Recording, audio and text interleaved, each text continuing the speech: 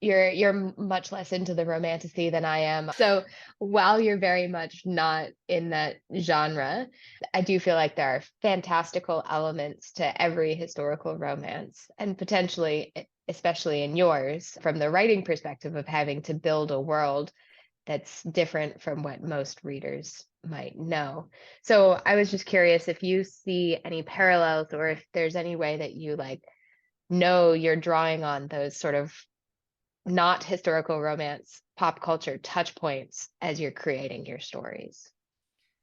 Yeah, I think, like you said, historical romance and fantasy and sci-fi and anything that's not contemporary, but even contemporary, whatever, everything you have to do some world building.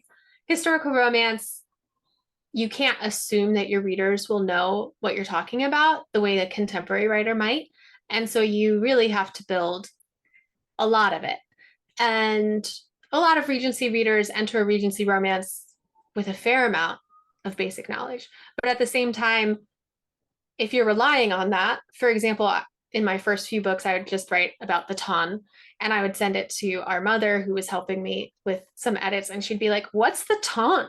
And so then it was like, well, how much do I world build for someone who's picking up a historical romance for the first time versus do I just write for the genre that people understand? And I think, like you said, the Prestons is so different that now I have a lot of world building within this world that we think we already know to do, which I enjoy. I think that's kind of fun.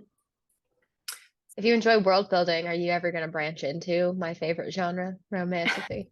Well, I really enjoy doing the historical research and then translating it into this world. So, like, I'm not creating the world, I'm researching it. And then I'm like, ooh, what can I do with that? I was literally just thinking about this the other day. Whereas fantasy, you have to like come up with all these rules yourself and you have to like think about, you have to create everything from zero.